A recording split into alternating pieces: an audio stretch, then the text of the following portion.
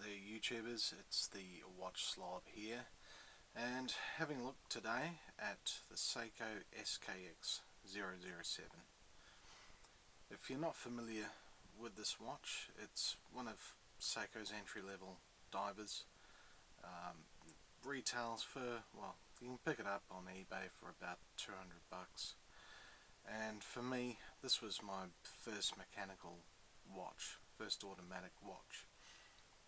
And I started out with this because I really wanted to see how I went with an automatic watch, how I'd go with if I didn't wear it for a couple of days, having to reset it and start it and that type of thing. And I've now had this for a couple of years, and it's the watch that got me on the slippery slope of getting into horology and watches in general. As you can see, this piece is on the Jubilee bracelet. There's two options with this. You either get it on the Jubilee bracelet or rubber strap. Now, as I said, this one is an automatic movement. It's the 7S26C movement in this one. And this one here, you can see there's the crown about 4 o'clock.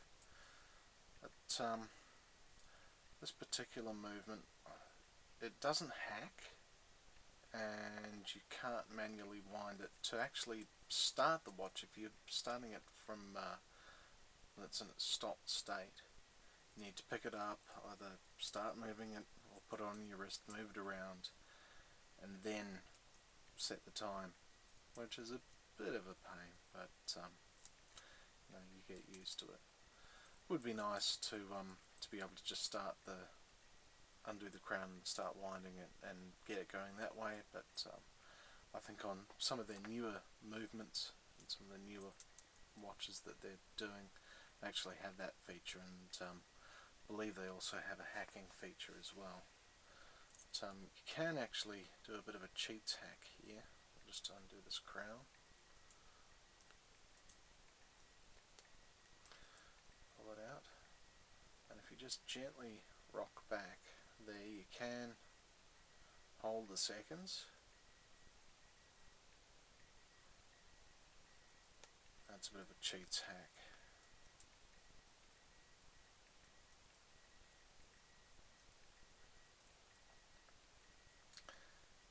Get in there, that's it.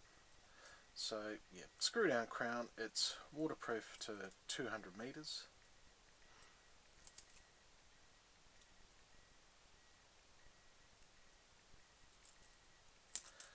I just want to touch on for a moment the Jubilee bracelet.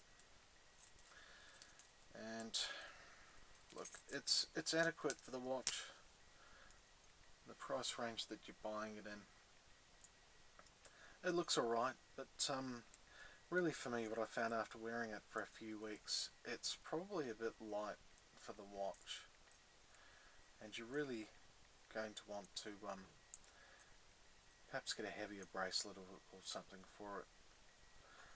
But, this watch, there's lots and lots of aftermarket bracelets, straps, all sorts of mods that you can do on it. You can get different bezels, people get different hands and dials, and just completely change the look of it. So I'm just going to do a quick bit of live editing here, and we'll be back in just a second.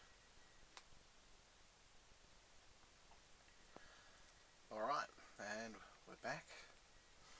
I've popped this on an oyster bracelet, and this bracelet I picked up on eBay. At the time I think it was about $100 US, and this, for me, it just fits the watch that much better. It has solid end links. The links use screws, whereas on the, try and get that to focus. Come on, focus, where are you?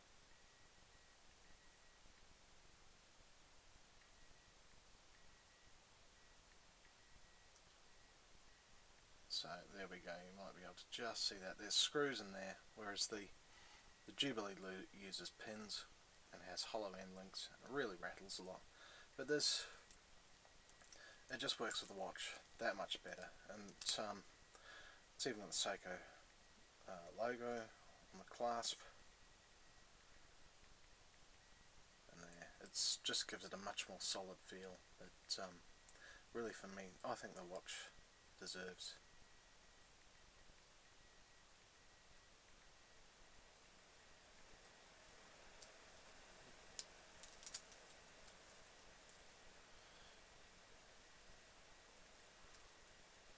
The other thing, when you have it on the Jubilee, because of the weight of it, it does tend to slide around on your wrist, slop around like that, even if you have it done up quite tightly, because the watch is that much heavier than the bracelet and not so balanced. And these crown guards here, I'll try and focus in on there, are quite pointed, really rather pointy. And for me, as I found, as it slides around, they can dig into the top of your hand and really get quite annoying. And you know, I think that's just what you get on a watch at this price, that price range.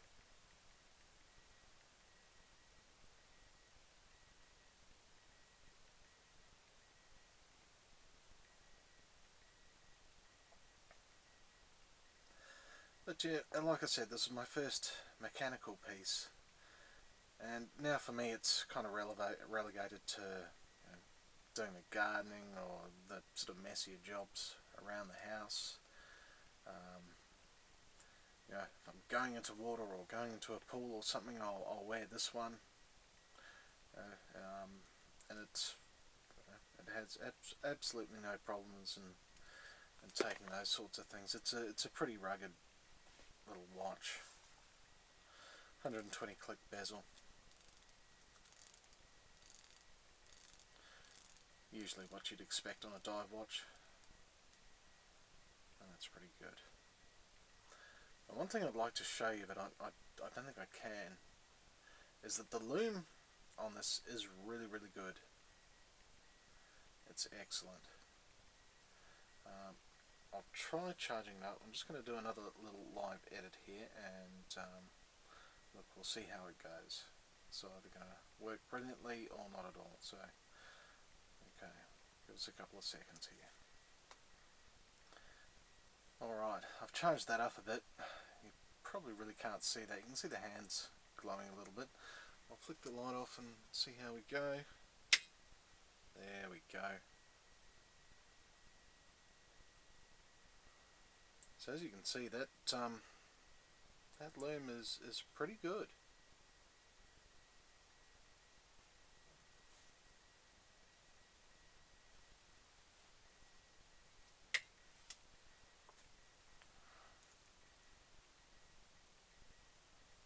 So yeah, all in all, for the first automatic, a $200 piece with a $100 bracelet on there, it's a pretty solid, reliable, really well built, good first mechanical watch for me. If you're looking at picking one up, you can't really go very wrong with one. It's pretty reliable.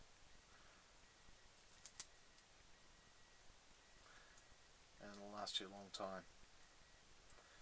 So thanks very much for watching. If you've made it this far, thanks a lot.